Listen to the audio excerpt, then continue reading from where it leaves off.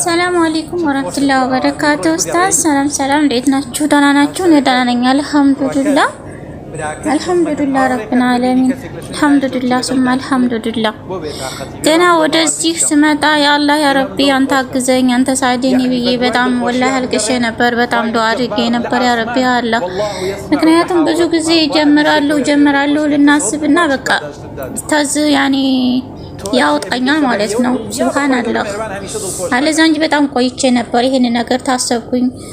በቃ ሩቃ ማስቀረት አለብኝ ኢንሻአላህ ያ ረቢ አላህ ወደ አላህ መጠጋት አለብኝ። ምክንያቱም ውስጤ በጣም ሰላም አልነበረም።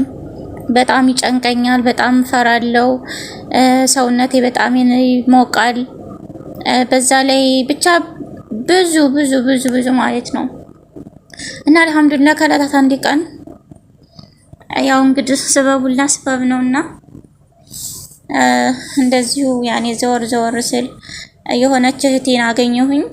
በውስጥ አወራሁትኝ። አልሐምዱሊላህ እሷንም አላህ ጀዛዋን ይክፈለው፣ እናንተንም አላህ እርሜና ጤና ይስጥልን። ከዛም በኋላ የጀመርኩ ሰዓት ነበረ ሰላም እየተሰማኝ ያለው።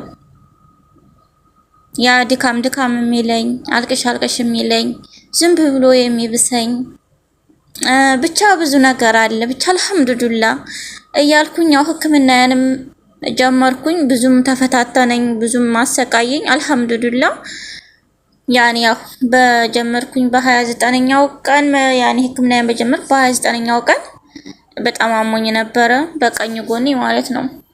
የጀመረኝ በ27ኛው ቀን ነው።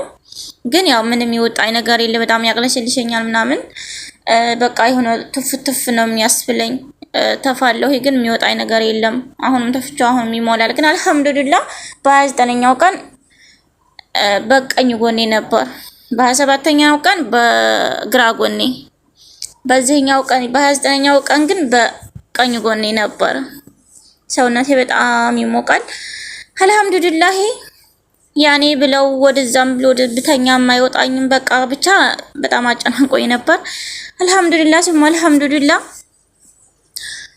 ምግብ አልከለከለኝም።